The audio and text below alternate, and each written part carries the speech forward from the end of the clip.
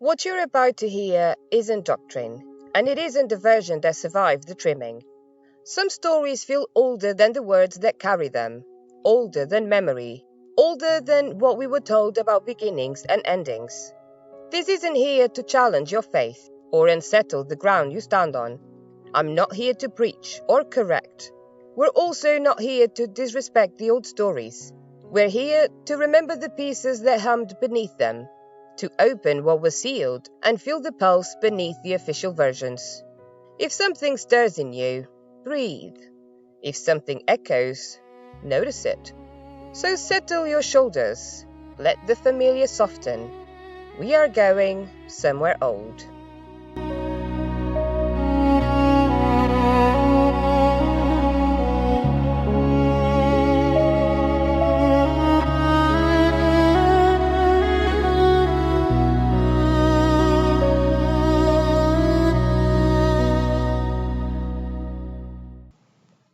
Before Egypt raised its first stone to the sun, there was already a world, old, layered, lived in. A world with cities, temples, accountants, astronomers, poets, and gods whose names have been buried under so many layers that we forgot how young our familiar stories really are. Human hands were pressing reeds into wet clay, recording harvests, prayers, myths, laws, building a civilization one tablet at a time.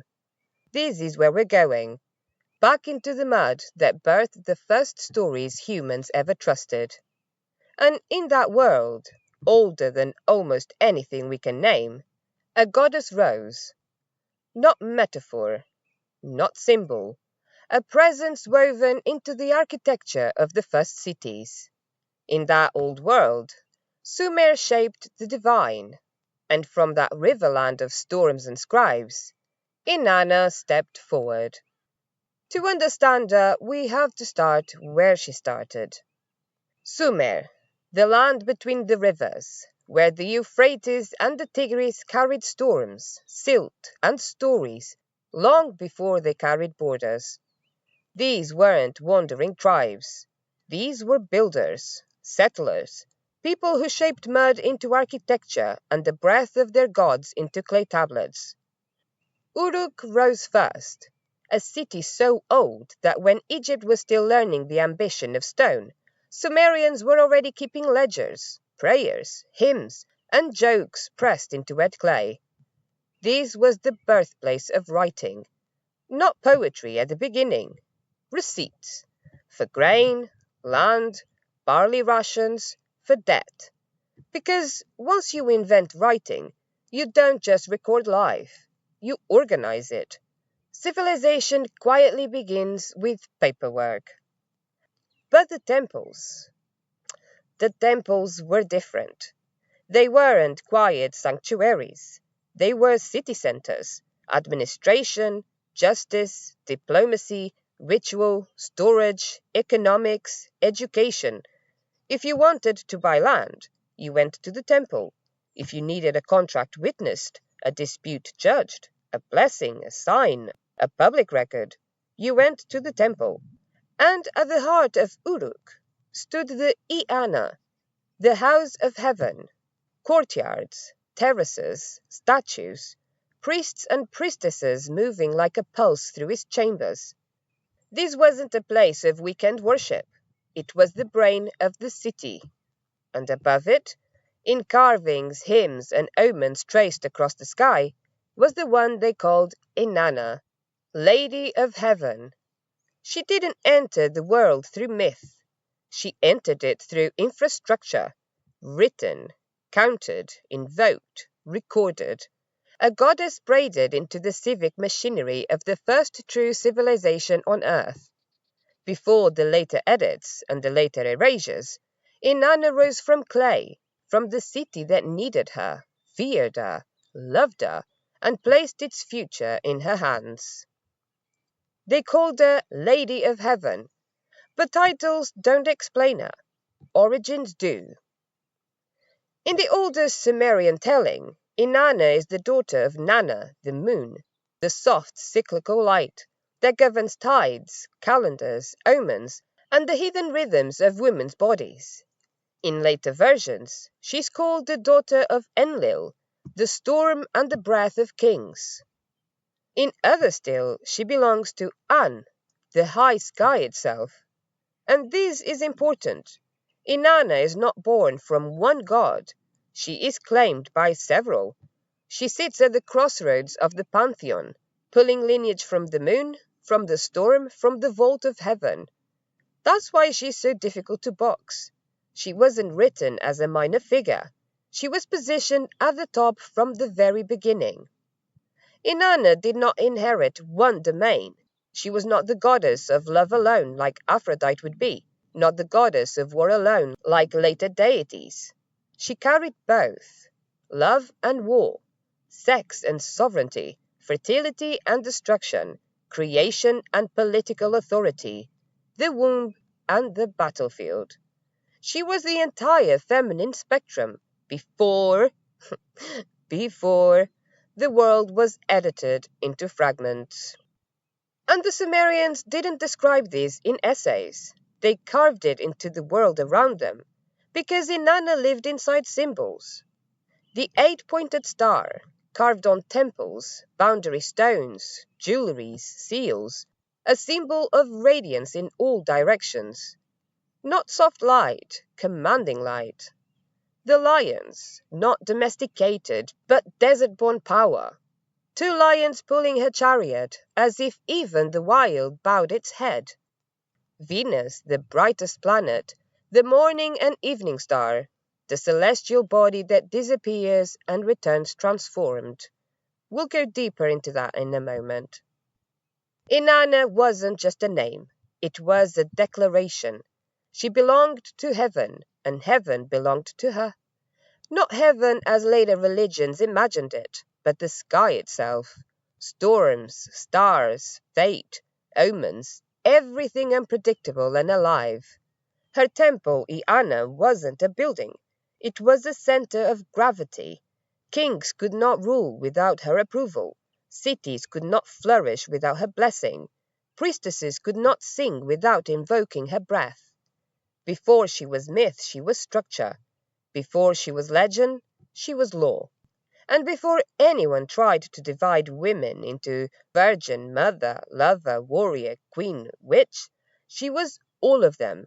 One being, unedited, unapologetic, unsplit. Every civilization has a moment where power chooses where it wants to live. For Sumer, that moment belonged to Inanna. Before anyone called her a queen, there was the May. It's written M-E, but it's pronounced May. The May were not commandments or morals. They weren't rules handed down from a throne. They were the blueprints of existence. Kingship, wisdom, music, sex, judgment, victory, writing, craftsmanship, desire, war, law, and dozens more. Think of them as the divine architecture behind every human system. Government, love, violence, creativity, culture, all of it encoded in these powers. And they belonged to a single god. Enki, the thinker, the keeper of secrets and fresh water. But Inanna wanted them. Not some of them, all of them. So she set sail to Enki's city, Eridu, and not with armies, not with threats, but with wit, laughter, and wine. The tablets describe a night of celebration. Cups poured, stories exchanged, jokes and riddles running between them like sparks. And somewhere in the blur of generosity, cleverness, and divine intoxication, Enki hands her the May, one by one, power after power, the building blocks of civilization passing into her hands, because she knew how to ask in a way he couldn't defend against. Not stolen, not seized by force. Given, because she outplayed him. When Enki sobers, realization crashes down like a wave. He sends his creatures, the deep-water beings of the Abzu, to stop her boat, to drag the May back to where he believes they belong. But Inanna is already ahead. She sails on, not defiant, simply certain. The powers she carries do not reject her. Uruk does not reject her. The world does not reject her, because something fundamental has shifted. Civilization now runs through her hands. This is the moment Sumer understood who she was. A goddess who did not wait to be chosen, a goddess who did not accept the boundaries given to her, a goddess who gained power not through purity or obedience, but through intelligence, charm, courage, and absolute will. Inanna became central to the world because she acted like she already was. She didn't inherit her authority, she claimed it. And the world, the temples, the cities, the scribes, the kings, adjusted around her. Power in Sumer didn't live in theories, it lived in rituals, in the things the body could feel. And at the center of that world stood one ceremony, the sacred marriage. When people today hear the phrase sacred marriage, they imagine veils, vows, innocence, submission. Nothing in Sumer looked like that. The sacred marriage wasn't about romance. It wasn't about ownership. It wasn't even about morality. It was about power, about the way heaven touched the earth, and who was allowed to hold that touch. A Sumerian king could not rule on his own authority. His crown meant nothing until one night each year when a priestess of Inanna called him into ritual union. She didn't simply honor the goddess. For that night, she became Inanna, ritually, intentionally, consciously. And the king stepped into the role of Dumuzi, the shepherd lover, the rising life of the land itself. This did not happen in secret. It unfolded inside the temple complex, the beating heart of the city, with musicians, priests, attendants, scribes, and ritual witnesses present. The people gathered in the precincts outside. Offerings were prepared, the air filled with incense and song. Hymns were sung, calling the lovers together, inviting pleasure as the language of renewal. Because through their bodies the city believed the fields would grow, the flocks would swell, the throne would stand, and the world would remain balanced. This wasn't a wedding. This was statecraft, theology made physical. This was the survival of a civilization written into the skin. The earliest written love poems humanity has come from this ritual. They were not entertainment. They were not scandal. They were prayer songs, calling the goddess to delight in her lover so that life itself might awaken. Their imagery was erotic, joyful, unapologetic, sacred, because in Sumer, the body wasn't an obstacle to God. The body was the doorway where blessing entered the world. Desire wasn't something to hide, it was something to honor. Dumuzi was not a prop in Inanna's story. He was the earth in spring, life rising when touched by the divine. He did not compete with her sovereignty, he aligned with it.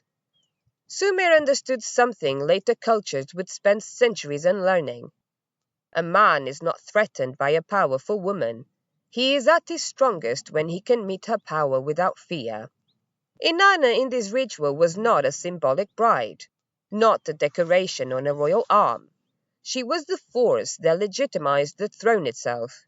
If she did not bless the king, his rule withered. If she turned her face away, the harvest failed. Her erotic power was not decoration, it was sovereignty. This is a goddess whose body is not shameful, not fragile, not silenced, but the axis of a kingdom. A living reminder that the feminine once held power not in myth alone, but in law, ritual, and grain. This story lives at the heart of her myth because Inanna is not a goddess broken into categories. She holds love, desire, fertility, politics, power, war, joy, all in the same breath. And the sacred marriage is the moment when all of these threads are pulled together into one truth. The feminine was once the center of civilization, not an accessory to it. But a goddess who blesses kings also walks unafraid into the dark. Every civilization has a story about someone who goes down, but Sumer wrote the first one. The tablets say one morning, without warning, Inanna set her mind to the great below. No explanation, no omen, no prophecy, just a goddess deciding to walk into the place where even the gods hesitate to look. But the older fragments, the ones chipped at the edges, still smelling of clay and river heat, give us the reason everyone forgets. Someone had died, a great being, a cosmic power, Gugalana, the bull of heaven, and he wasn't just any celestial force. He was the husband of Inanna's sister, Ereshkigal, queen of the great below, goddess of endings, the one who does not leave her throne. Where Inanna is movement, Ereshkigal is gravity, the point everything returns to. The myth begins not with rivalry, but with grief. Something in the universe has broken, and Inanna goes to witness it, not as a queen, not as a conqueror, but as a sister. She does not rush. She prepares the way soldiers do, the way queens do when they know the ground might not give them back. She calls Ninshubur, as you say it, her loyal servant, her voice, her guardian, and gives her a plan of last resort. If I do not return in 3 days, go to the gods, one by one until someone answers. This is not drama. This is foresight. Inanna is powerful, but the underworld belongs to no one but its queen. Before she descends, she clothes herself in full regalia. The crown, the lapis beads, the necklace, the breastplate, the ring, the measuring rod and line, the royal robe. 7 layers, 7 symbols of authority, identity worn like armor. She walked toward the great below carrying everything that made her Inanna. But at the first gate, the guard does not bow. He asks her her name. She gives her titles. And he says the same sentence Sumerians whispered for centuries. Quiet, Inanna. This is the way of the great below. And he removes her crown. At gate 2, her earrings. Gate 3, her necklace. Gate 4, the breastplate. Gate 5, the ring. Gate 6, the rod and line. Gate 7, the robe. 7 gates, 7 losses, 7 unmakings. By the time she reaches the final chamber, she is naked. No symbols, no rank, no separation between her and the dead. Everything that distinguished her is peeled back, layer by layer, until only essence remains. Not humbled, equalized. Inanna enters the throne room. Ereshkigal is not furious. She is not triumphant. The tablets describe her as writhing, moaning, biting her lip, hands pressed to her womb like a woman birthing grief into the world. This is not villainy. This is collapse. Imagine holding the weight of every death across every century with no relief and no escape. Imagine losing the one companion who shared the burden. And into that room walks a goddess of life. The air trembles. 2 sisters, 2 halves of the cosmos, meeting in the place where all cycles end. Life confronting death, movement confronting stillness, heaven confronting the soil beneath it. The story was always headed here. Ereshkigal does not strike Inanna. The underworld does. The Anunnaki, the ancient immovable judges, stand in a semicircle around her. They look at her with the eye of death, speak the word of wrath, and render the cry of guilt. Not because she sinned, not because she was unwelcome, but because anything alive that crosses into the great below must answer to its law. And the law is simple. No one enters whole. So they kill her. Not poetically, not symbolically. They hung her body on a hook. A goddess, motionless, drained, silent. 3 days. The world above holds its breath, because Inanna's descent was never about death. It was about what dies when identity is stripped gate by gate until nothing is left but truth. 3 days pass. Above ground, the wind's still. The priests grow restless. The city feels wrong, as if something enormous has stepped out of the world. Below ground, Inanna hangs motionless, on the hook in Ereshkigal's hall. No breath, no warmth, no pulse. A goddess undone. But the story does not end in the stillness, because someone remembers the instructions. Ninthubur, faithful, relentless, loyal, does exactly what Inanna told her to do. She goes to Enlil first. He refuses. He goes to Nanna next. He refuses. Both say the same thing. She chose to descend.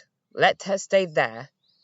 Only Enki, the god Inanna once outwitted, the keeper of wisdom, the one whose May she carried away, moves. And this matters. It is not love. It is not forgiveness. It is recognition. Even Enki knows the cosmos cannot function without the woman who holds half its laws in her hands. Enki reaches into the dirt, into the place where creation begins, and shapes 2 tiny beings, the Kurgara and the Galatur. They are not warriors. They are not heroes. They are liminal, neither male nor female, neither living nor dead, small enough to slip through cracks even the gods cannot pass through. And Enki does not send them to fight. He sends them to listen, to witness, to sit with the grief no one acknowledges. Ereshkigal's. The 2 beings enter the underworld, without threat, without pride. They find Ereshkigal in the same agonized posture she held when Inanna arrived, writhing, weeping, howling with the pain of a world no one thanks her for holding together. And for the first time in eternity, someone mirrors her. They echo her cries. They sit with her suffering. They do not fix. They do not explain. They do not silence it. They simply say, "We see you." A sentence that breaks open something the underworld had forgotten it possessed. Mercy. Ereshkigal softens just enough and whispers the crack in the law. Take her. Take the corpse. A permission no god before Inanna ever received. The helpers lift Inanna's body from the hook. They pour onto her lips the water of life, the food of life, and breath returns. The tablets don't describe triumph. They describe certainty. Returning is simply what Inanna does. This is not the resurrection of innocence. This is the return of someone who has looked straight into ending and refuses to disappear. Inanna rises, not restored, but altered. Gate by gate she climbs, and each symbol is returned to her. The robe, the rod, the ring, the breastplate, the necklace, earrings, the crown. But nothing rests on her the way it once did, because power worn after death sits differently on the skin, and identity rebuilt settles differently in the bones. The woman who ascends is not the woman who descended, because once you have walked naked through the place where everything ends, titles stop feeling like protection, they feel like costume. And yet, she takes them back, because the world above still needs the queen, and the tablets make it clear. Returning is never free. The underworld always collects its debt. Life returned must be balanced with life taken. So the Gala demons follow her up, relentless, shapeless, bound to the law. They are not hostile, they are inevitable. Someone must go back in her place. And when Inanna reaches her throne room, fresh from death, fresh from revelation, she finds Dumuzi, her lover, her king, the man who once sang poems in her honor and poured milk at her feet. He's sitting comfortably on her throne, dressed in her absence, not mourning, not fasting, not tearing his garments, balanced too easily in the space she left behind. The moment freezes. The tablets do not say she rages, they say she judges, and judgment is colder than rage. She points to him, and the gala sees him, not because she hates him, but because imbalance carries consequences even kings cannot outrun. He escapes for a season, he is taken for a season, and from that cycle of loss and return, Sumer understood the seasons. Spring is his breath, summer his joy, autumn his capture, winter his absence. Life, death, return. The rhythm of a goddess who once walked into the dark and came back changed. Inanna was never a goddess who waited for men to win her battles. She didn't sit in temples while kings swung swords in her name. She led. And when she stepped onto a battlefield, the Sumerians didn't describe her like a warrior. They described her like a storm breaking open the horizon. War in the ancient world was not chaos. It was order being rewritten. A city's boundaries, a king's legitimacy, a people's survival. And no king could go to war without invoking Inanna. Not metaphorically, not symbolically, literally. She was the divine mathematics behind victory. If she favored you, you won. If she turned her face from you, you vanished. There is a myth older than most nations where Inanna meets an opponent no army had ever defeated. A mountain. Not a king, not a city. A living divine mountain called Ebi, who refused to recognize her authority. Inanna did not debate. She did not please her case. She did not ask Enlil for permission. She confronted the mountain herself. And the tablets say she flattened it. Not with trickery, not by ambush, by power. Because in her cosmology, a mountain was not scenery. It was resistance, storm, challenge, divine opposition. By bringing Ebi down, she restored the balance that arrogance had cracked. When the scribes wrote of Inanna's fury, they didn't say she was angry. They said, she rages across the land like a thundercloud. She stirs battle like a tempest stirs the sea. The storm walks beside her. To follow Inanna into war was to follow a wall of heat and wind. To stand against her was to stand against a front of lightning that did not care who you were when it decided you were in the way. Even Enlil, chief of the gods, keeper of the wind and destiny, looked at her with caution when she rose in battle. Power recognizes power, and Inanna's was the kind you do not correct. You endure. Inanna did not fight because she enjoyed blood. She fought because she saw what had to be unmade, so something new could grow.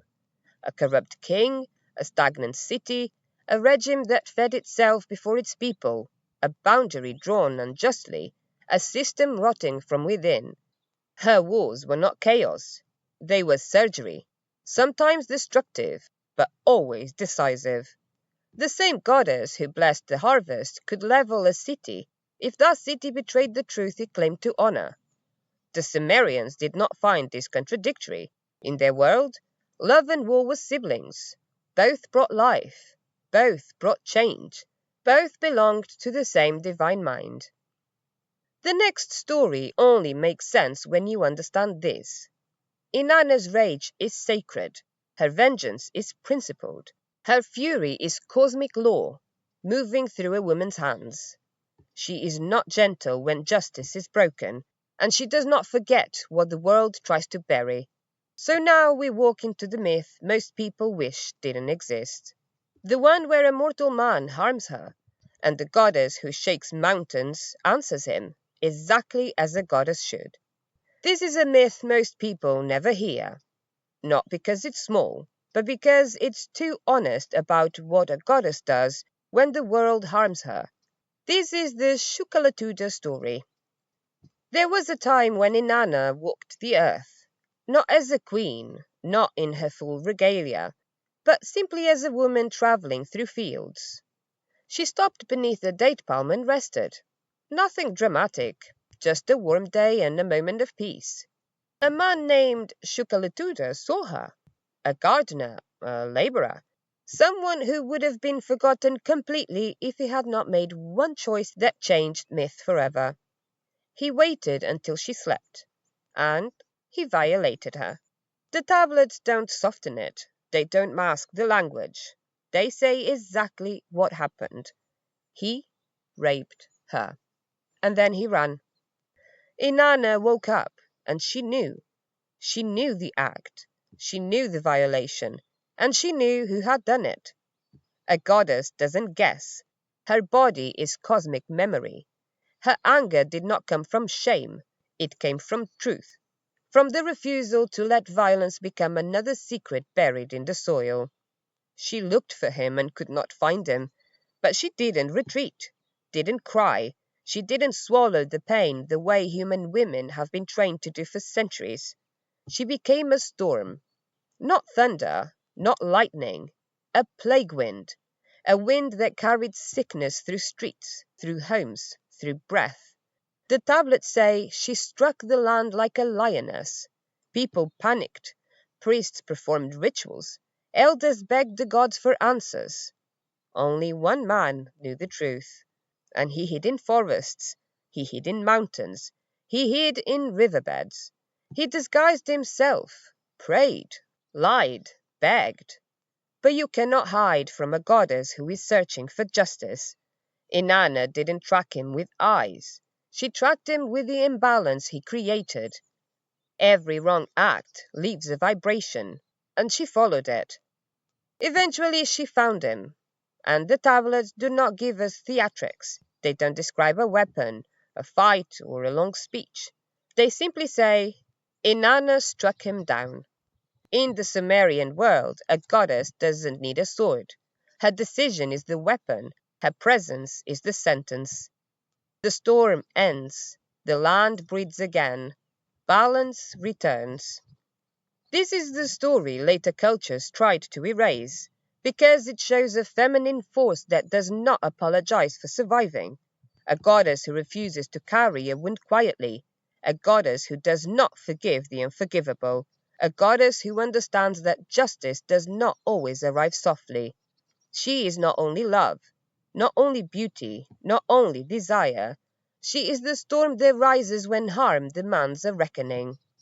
And now that we've seen her love, her descent, her death, her return, her war, her rage, and the moment she refused to become prey, there is only one place left to follow her. Into the sky, where the ancients saw her first, the star that keeps disappearing, falling, returning, reborn in every cycle. Inanna, the morning star, the evening star, Venus herself. In the ancient world, the night wasn't empty. It wasn't background. It was the ceiling of reality. No streetlights, no screens, no distraction. It felt like it could fall on you. People didn't glance upward. They lived beneath the stars the way we live beneath roofs. I actually live more beneath the stars nowadays than I live under roofs. I literally just go under a roof, either to use the toilet or to sleep. Apart from that, I'm outside all the time. The sky told them when to plant, when to travel, when to prepare, when something was about to change. And among all those lights, one commanded attention. There was a star brighter than all others, clear, steady, unblinking. It didn't flicker like the rest. It burned. It rose just before dawn, cutting through the dark like an announcement. This wasn't a background star. It was presence. They learned its timing. They trusted it. Until one day, it didn't come. No glow, no rise, no sign. Just absence. In a world without artificial light, absence is loud. Days passed. The brightest thing in the sky had vanished. And when something powerful disappears in an ancient world, you don't shrug. You watch. You wait. You wonder what it means. And then it came back. But not in the east. Not before dawn. It appeared in the west after sunset. Same brilliance, same sharp authority, different place. A light that died in one direction and was reborn in another. In a culture where death and return were not metaphors but seasonal facts, this wasn't curiosity. This was revelation. At first they thought there were two, the morning star, the evening star, two presences, two beings. But generations watched, and patterns don't lie. Slowly, patiently, they realized the impossible. This was one star, one body moving between two identities, rising, vanishing, returning, not randomly, not chaotically, but rhythmically. This is the moment myth is born, not from imagination, but from observation. They were watching a pattern, not a miracle. A star that appears in glory, disappears into darkness, remains hidden, returns transformed. It's not a decoration. That is behavior, character. That is story. So they named her Inanna, not because they decided she should be a goddess, but because this light behaved the way only a powerful being behaves in their world, unpredictable, cyclical, refusing to stay in one role. When the star vanished, Inanna descended. When it stayed hidden, she was in the great below. When it returned, she rose. The myth did not come first. The sky did. Her descent, her stripping, her death, her return, they followed the same rhythm the Sumerians watched above their heads year after year. Inanna is not symbolic of Venus. She is humanity's earliest memory of a light that keeps dying and coming back. And there's more. Every 8 years, Venus traces a perfect pentagram across the sky. 5 points, 5 rises, 5 disappearances. Ancient astronomers tracked it with astonishing precision. The number of Inanna, the star of her temples, the geometry of her power. This wasn't coincidence. It was devotion written in mathematics. And this is why Inanna could never be reduced to a soft love goddess, because the sky itself was never gentle. It took her light away, buried it, returned it altered, again and again and again. And a goddess born from that cycle cannot be harmless. She carries disappearance in her bones, return in her blood, power that does not ask permission. So when you hear her myths, remember this. They weren't invented, they were remembered. And once you see her in the sky, you start to recognize her echoes everywhere she later appears, in other names, other cultures, other masks. Because stars don't belong to one civilization, they outlive them all. So now we leave the sky and come back down to the ground. Because Inanna was never only a light above people's heads. She was a force inside their cities, inside their laws, their beds, their grain stores, their crowns. In Sumer, power didn't belong to kings by default.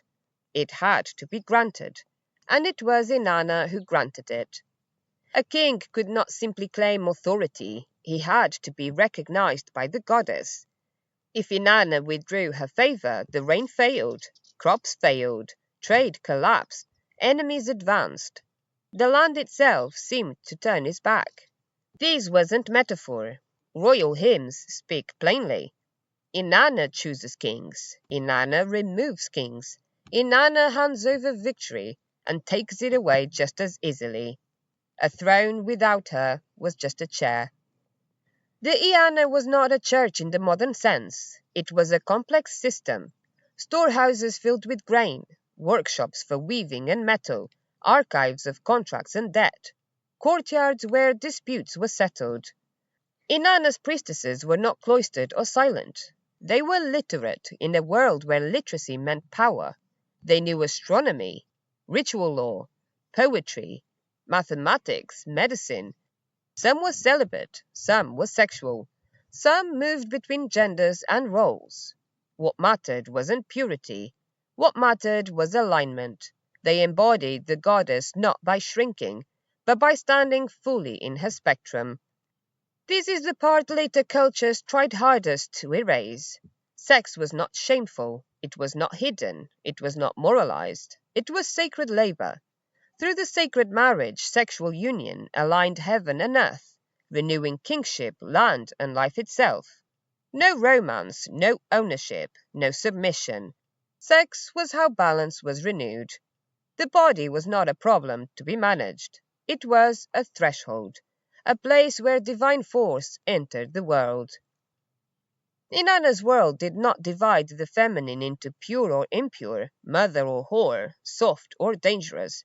She held all of it, love and war, pleasure and destruction, creation and judgment. Nothing about her power was apologetic, nothing about it asked permission, and because of that, this kind of feminine authority could not survive unchanged.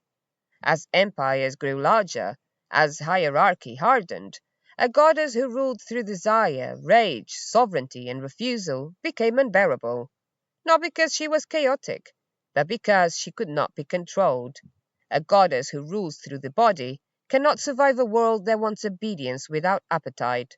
So her name changes, her stories narrow, her edges soften. She is still worshipped, but no longer whole. And what follows isn't a fall, it's a disassembly. Inanna didn't disappear into history. She was too powerful for that. Instead, she was carried forward, name by name, culture by culture, each one keeping what it could tolerate and leaving the rest behind. This is not a story of replacement. It's a story of absorption. A goddess translated until she barely resembles herself. As Sumer gave way to Akkad, Inanna learned a new name, Ishtar. She is still radiant, still fierce, still a goddess of love and war. But listen closely. Something tightens. Her sexuality becomes sharper, more volatile. Her rage, once cosmic and corrective, begins to sound dangerous. Her independence is no longer sovereignty, it is temper. Where Inanna moved freely between realms, Ishtar began to feel watched. Desire is still divine, power is still hers. But now the stories lean closer and whisper, be careful of her. This is the first fracture, not loss, suspicion. As the stories move across the Levant, the goddess lightens. She becomes Astarte, still crowned with a star, still tied to fertility, sex, and battle, but the underworld loosens its grip. The descent, that terrifying act of voluntary undoing, fades into the background. She is less a walker between worlds and more a presence of sky and surface. Love remains, war remains, but death, the place where women do not return obedient, if they return at all, begins to slip away. She is still powerful, but she is no longer whole. And then the Greeks look at her and decide what they want to keep. They keep the beauty, they keep the desire, they keep the irresistible pull. They call her Aphrodite. But the war goddess is gone. The storm is mocked. The descent becomes metaphor. Her sexuality is no longer sovereign. It exists to inspire others. She does not choose, she provokes. She does not flatten mountains, she wounds pride. This is not erasure, it's domestication. Rome inherits her and makes her useful. Venus, no longer a wild force, now a symbol of order. She blesses bloodlines, justifies conquest, stands behind empire as destiny made flesh. Her erotic power becomes lineage, her danger becomes branding. She no longer disrupts civilization, she validates it. But there was another version, one that didn't survive so cleanly. In the ancient Near East, she was still remembered as the Queen of Heaven, Asherah, a goddess beside Yahweh. Her poles stood in temples, her blessing moved through households. She was not translated, she was removed. Her name scraped from text, her worship condemned, her presence reframed as corruption, not reshaped, silenced. And when the feminine is allowed to return, it returns emptied. Mary, she keeps the womb, loses the voice, keeps holiness, loses desire, keeps reverence, loses agency. She births divinity without sex, without choice, without rage. The goddess survives, but only as a vessel, not ruler, not storm, not sovereign. Each culture removes the same things in the same order. First the descent, then the rage, then the war, then sexuality as power, then the voice, then the name, until what remains cannot threaten anything.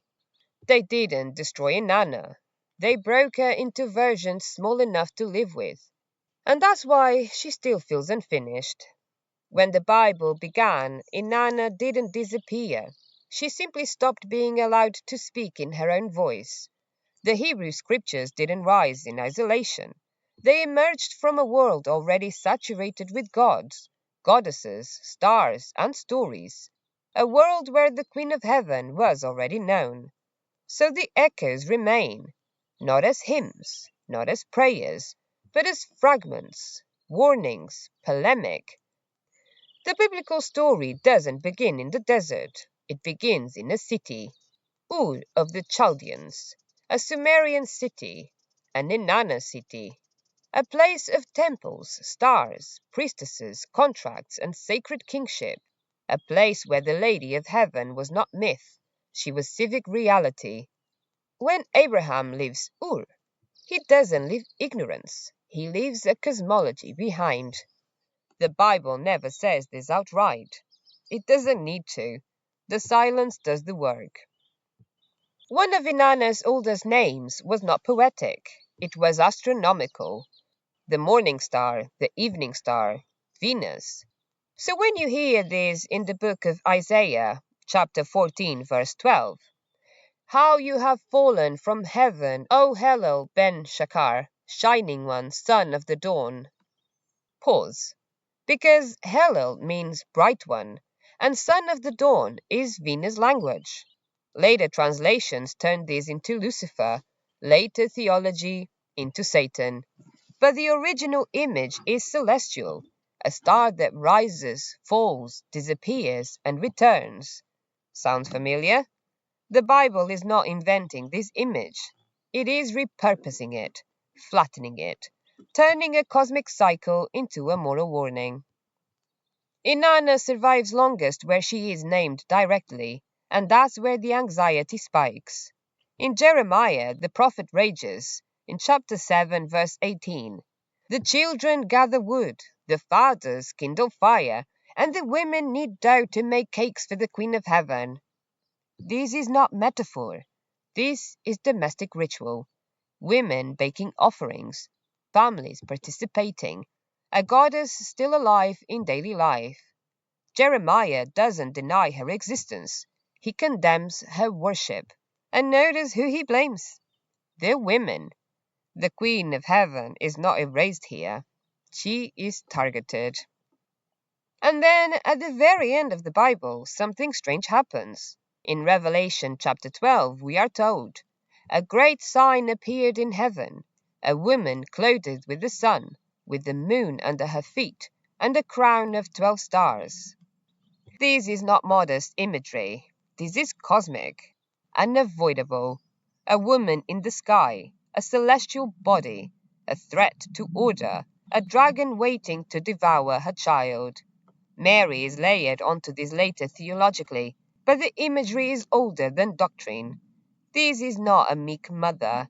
This is a sky figure, a woman who belongs to the heavens, whether the text admits it or not. The Bible does not destroy the goddess. It reframes her. Power becomes obedience. Desire becomes temptation. Descent becomes fall. Rage becomes sin. Sovereignty becomes rebellion. The feminine divine does not vanish. It is split, one half demonized, the other sanctified, neither allowed to be whole. And this matters because when you remove the feminine from heavens, you don't remove her from the psyche. She goes underground. into dreams, into myth, into fear, into silence, into bodies. And she waits. Inanna is not absent from the Bible. She is unresolved. And unresolved stories don't die. They echo in forbidden names, in mistranslated stars, in women whose power feels dangerous even when no one remembers why. So this is what remains. Not a goddess demanding return, but a pattern that never left.